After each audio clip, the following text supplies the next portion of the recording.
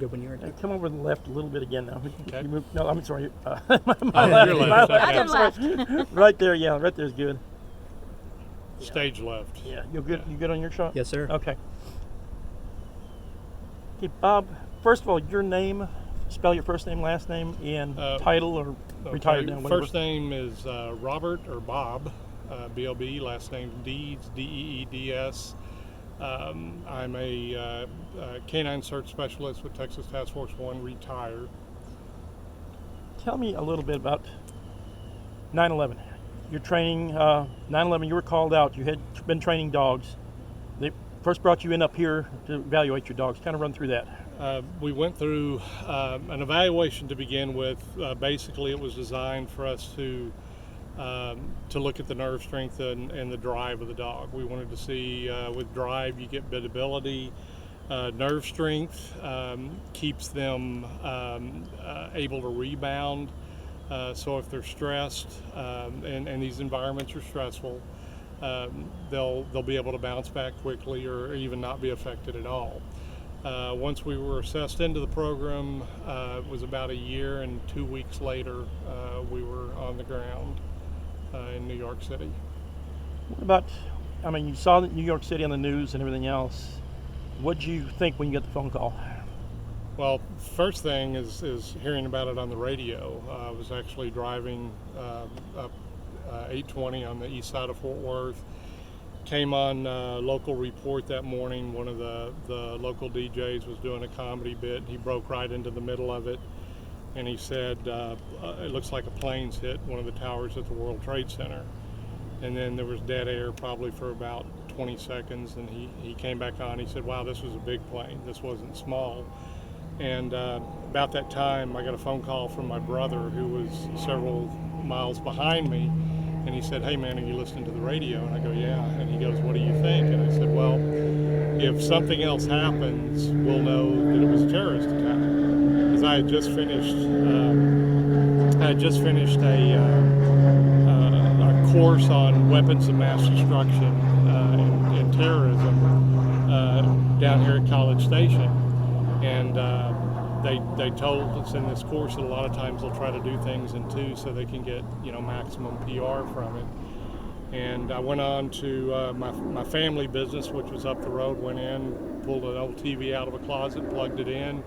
And I remember talking to my brother saying, wow, somebody actually filmed the plane hitting, and they panned back, and not only was the first tower there with the smoke coming out of it, they actually had filmed the second plane coming in.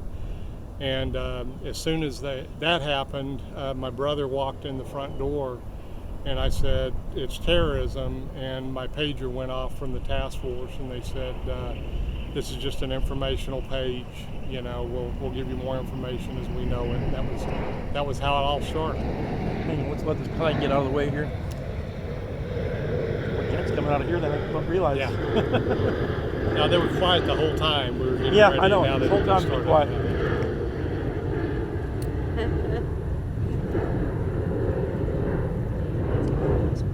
Basically, you really?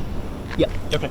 So basically, you were at the top, saw it on the news, and you got the call then? Yeah, well, we didn't get called in immediately. It was an informational page, and through the years I learned that the informational pages meant start packing. They just weren't really ready to pull the pin just yet. So I went on about my day. There were a few phone calls with my immediate supervisor here in College Station. And I believe it was around 1 o'clock that afternoon, the pin got pulled. And when she first called, because I was a new handler, relatively new, been training for a year. And I started, immediately telling her, hey, if you need me to come down and load trucks or whatever to help people get out the door, I'll be happy to. And she finally, got me to shut up long enough to tell me that they were calling me in. And I left my family business, drove to my house, picked my dog up, and my gear was already loaded, had been for several months, and started heading to College Station.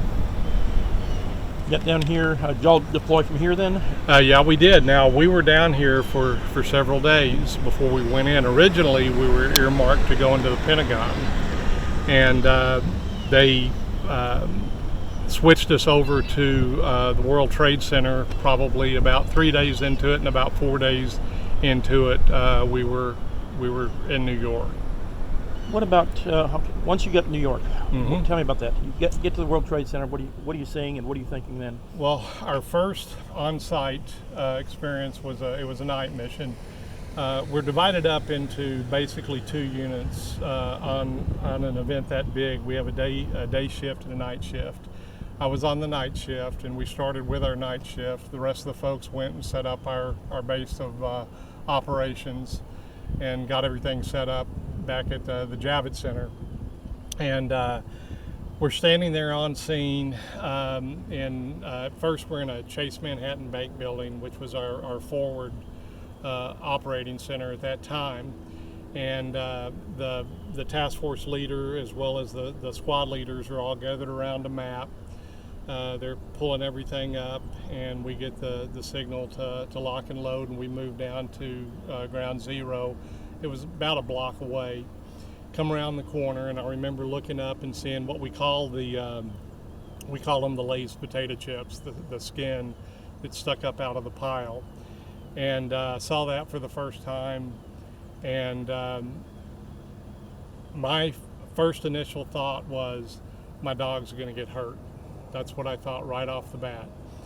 Even though we'd been down here training and we'd been on some rubble, never worked anything to that scale. I don't think any of us had ever worked anything to that scale. And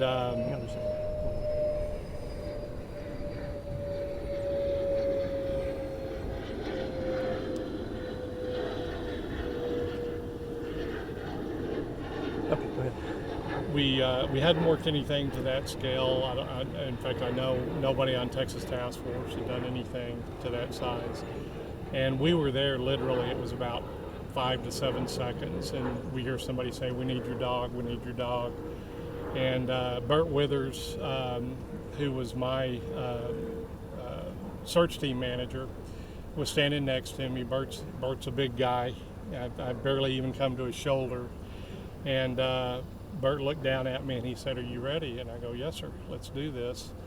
And they told me the area they wanted me to search. And I'd been over, took her leash off, kissed Kinsey on the head, and told her to seek, which was her cue to do her job. And she took off like a bullet, started weaving through everything.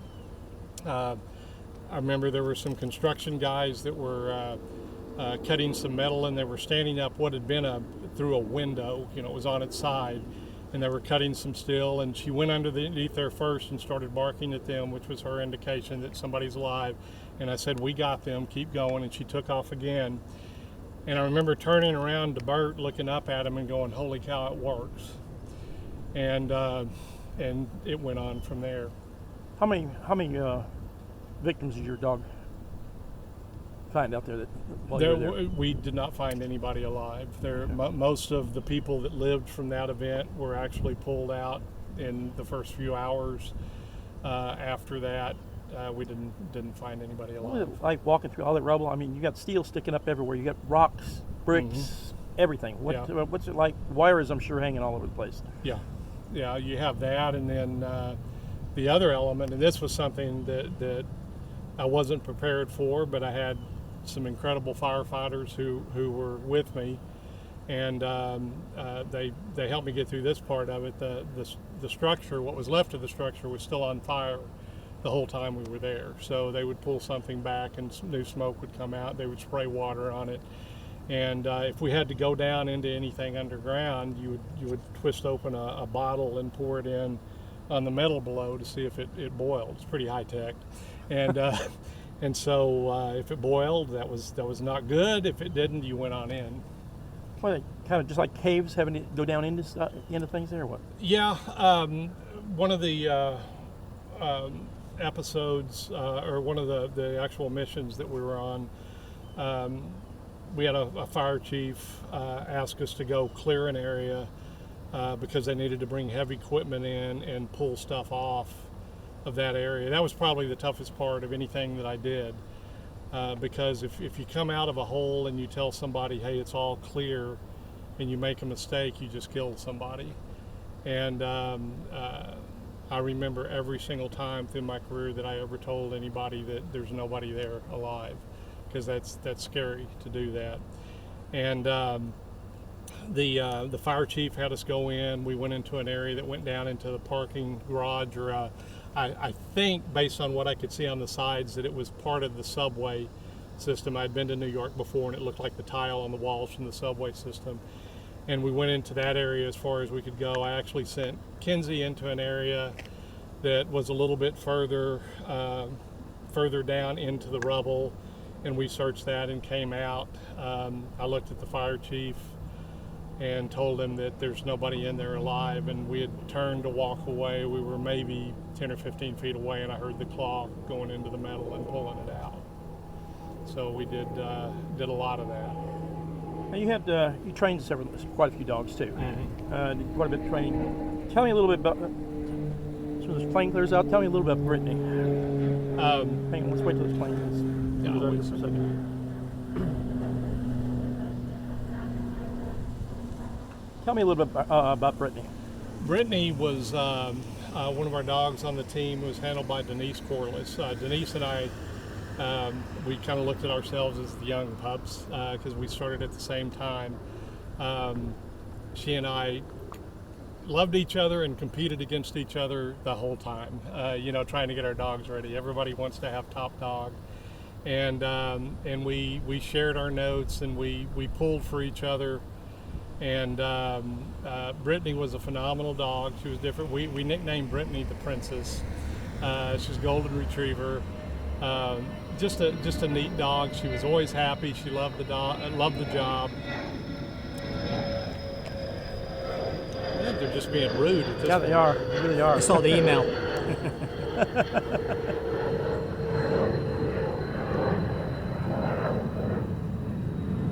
Okay, start about where she left the dog. Brittany was a great dog. Just a lot of fun. She was always happy. We nicknamed her the Princess, and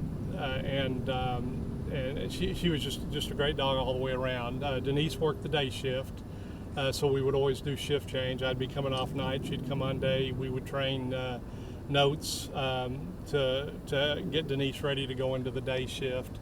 And when we would come in the evening, Denise would give us notes to go into the evening shift. Brittany was probably one of the few dogs that my dog Kinsey actually tolerated. She wasn't great with other dogs. Her and Cholo, big German Shepherd, and Peppy, the 4 dogs that were on this particular deployment, I think Kinsey tolerated those other 3 dogs best. But Brittany was just phenomenal. She was always a happy dog. What about? I mean, you've got. Over all these years, you see the heroes of 9/11, the firefighters, the police. Dogs aren't really mentioned that much. You think about that at all? No, it doesn't bother me at all. The real heroes were the guys that never made it out of the building, the men and women. There were a lot of heroism that came from the citizens of New York too. It wasn't just police and fire. Those are the heroes. Those are the people that you try to live your life every day to be the best person, best husband you can be, because you got to walk away from that and they didn't. So no, that I really don't even think about that. Okay.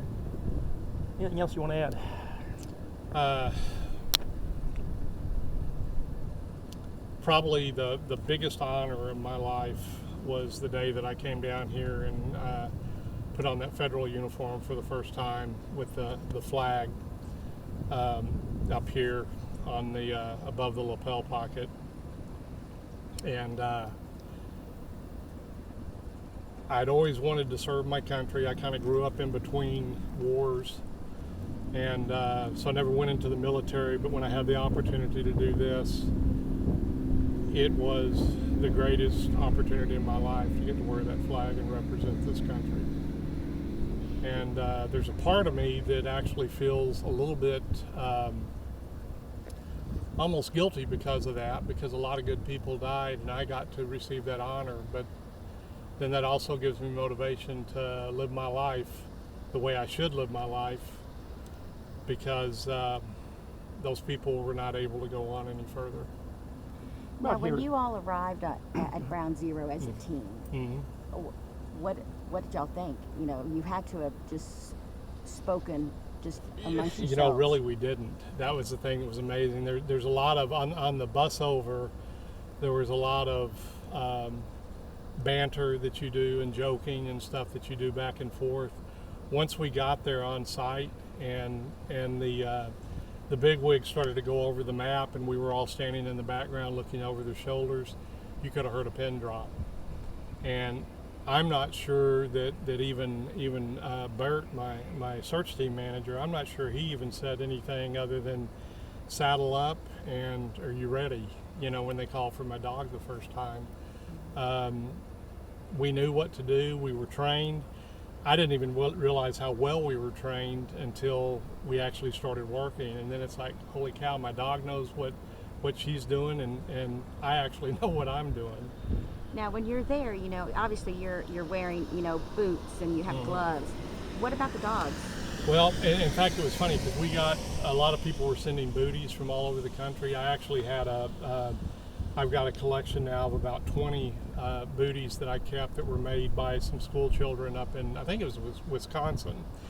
And they have little Bible verses on them and stuff like that, and I've kept those. Dogs use their paws for a lot more than just walking. The dexterity of the way that they move, they jump, they grip. We don't want to cover those. Also, when you put booties on metal that has soot covering it, has water on it because they're still trying to put out fires, it's like ice. So we didn't use the booties. The only time we would really wrap a dog's feet would be to cover an injury, you know, possibly a cut or something like that. When my dog went down to the veterinary MASH unit in the mornings, she had some cuts and they just used super glue on those, so we didn't even actually have to wrap those. What about injuries to the dogs? What kind of injuries, any major injuries to any of the dogs during the time? Of the FEMA dogs, we really didn't have any major injuries. Just 1 second. This airport's too busy. And it's a little airport. Yeah. FEMA dogs. Of the FEMA dogs, we really didn't have any major injuries that I'm aware of. There were cuts. We addressed those. Like I say, we went to a veterinary MASH unit, VMAT, which is part of the federal system, and they had several vets on staff. There's, in fact, a picture that actually came out in, I think it was in a Dog World magazine at that time, where my dog is sound asleep on the vet's knee, standing up, and they're holding up her back paw, cleaning it off, getting ready to super glue it. And we were really fortunate where that was concerned. But these dogs move around this stuff. They are so good at this stuff.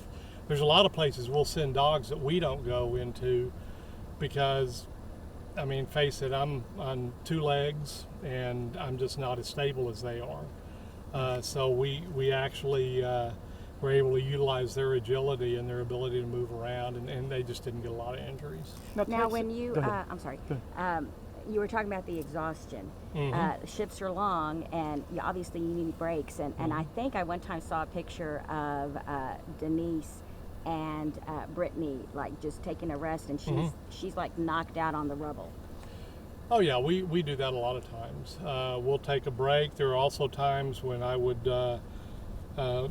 find a firefighter or a construction worker that was taking a break, and I'd say, hey, you want to do me a favor? It's like, what's that? I'd say, go over into the building over here and hide. I'm going to give you a toy. When my dog comes and barks at you, give him the toy.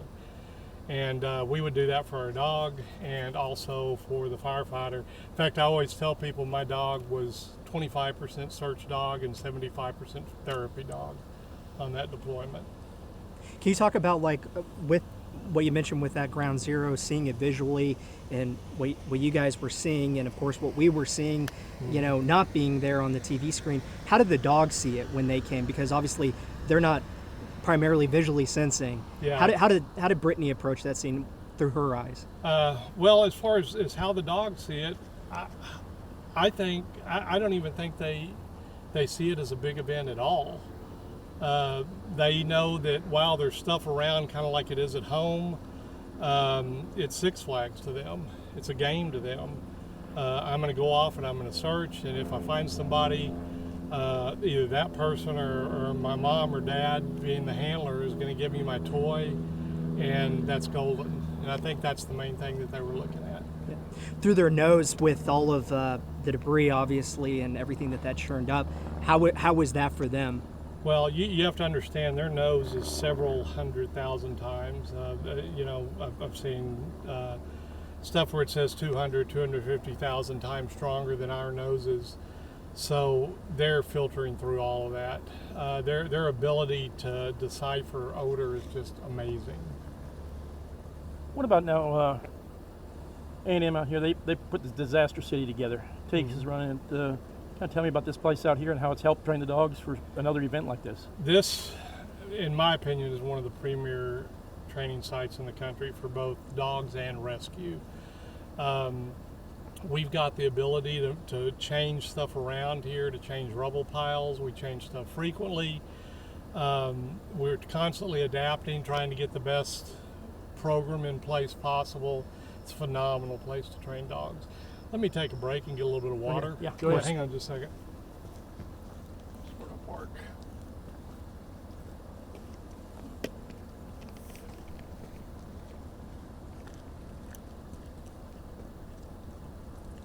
Scott, you want a water?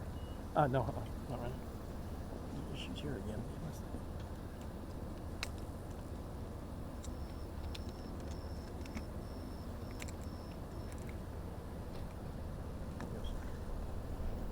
This is a little shop. I got a deal. Switch not working. Oh yes. I guess I've used it too much. Look at it. It kicked Maybe in just an a angle. little bit. It kicked in an angle. It won't power down. It keeps going to standby. Oh, really? I'm gonna have it fight it to get it to turn power down.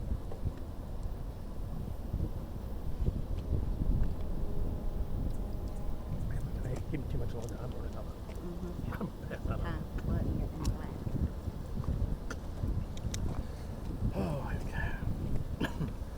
okay. What else? When you hit anything? That was about it. I think we're done. We got it. You did? Yeah, Okay. I think we got it. About on the Yeah. mark. Yeah, I think I'm it'll work. curious about one thing, though. Uh-huh. Okay, well, hold on a No, second. no, Okay. just the morale. You know, when Hold on. Let's get it. There's no sense doing this without. Okay. Hold on. You ready? Yeah, go ahead. Okay, the morale, you know, when, let's say, you all didn't find anyone alive, but other teams did. What did that do to them, and you all observing that? Well, as far as I know, everybody who was found actually came out of there before we even had FEMA teams on site. Our morale stays high. For one thing, we're getting to do something that a lot of people had not ever done before that, and maybe in their careers never did it again. Texas is one of the most deployed task forces in the U.S. just because of where we're located, and it's hard not to have good morale. You're looking at say like a fire chief who's wearing a shirt that's too big for him because he got a field promotion. He's got a sooty face and there's tear streaks, you know, running down his face. You got to keep your morale up. You have to. You have no choice. That's what we're there for. 20 years later, that all I was going to ask was this 2 decades later, when you think back at that event, is there anything that has changed over the last 2 decades that you feel about that event and how you look at it now compared to, you know, in the moments right after? We're always better on every event. One of the things that we do afterwards is we do something called a hot watch, where we sit around and we talk about lessons learned. And that still happens. That happened after the recent event in Florida. We still do that. We learn from each other. We get together in the federal system and train with handlers from all over the country. We talk about experiences. We talk about what we would do differently.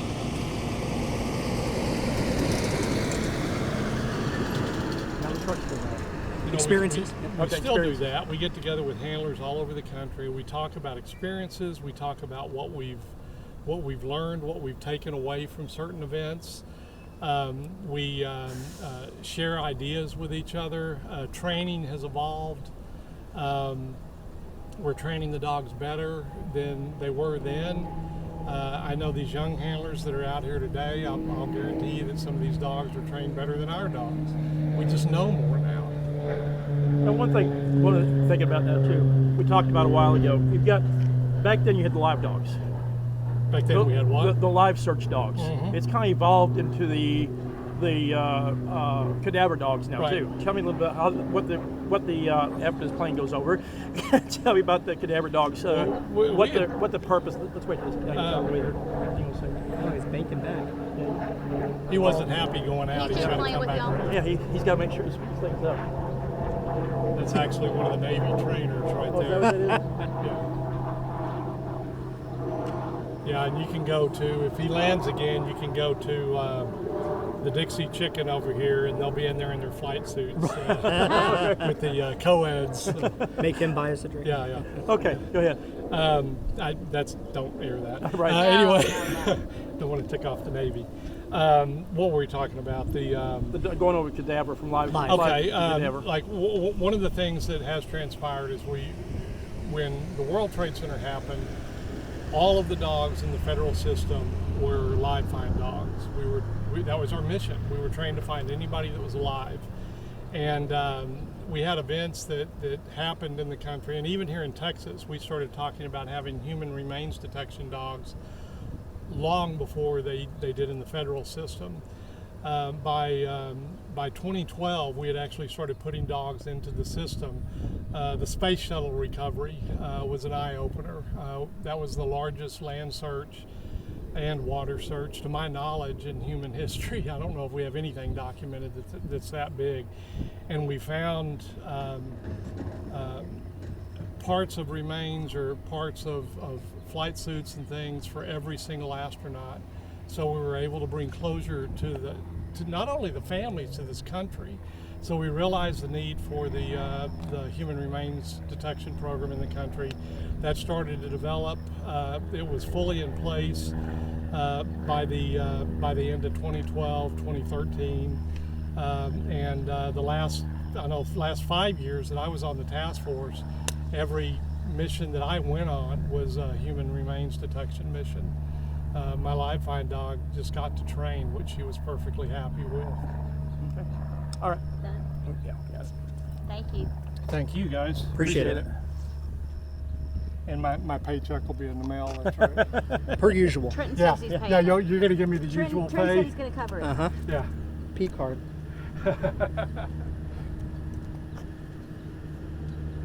No, I appreciate you guys keeping this alive, because that's I've got some employees that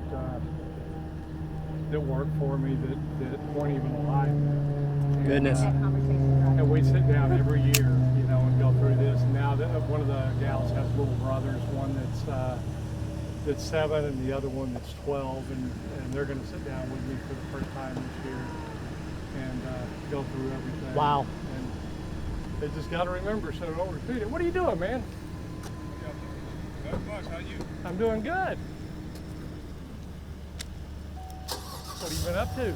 Oh, working. Yeah. You know I'm at SCDA now. Oh, I didn't. Yeah. Yeah, All right. about what? 3 years ago. Okay. All right. Yeah. That's a couple of years. You pretty happy with it? Oh, I'm fine. Excellent. I'll stay here 2 more years and I'll go somewhere else. There you go. I'll be okay. All right, brother. Good to see you. All right.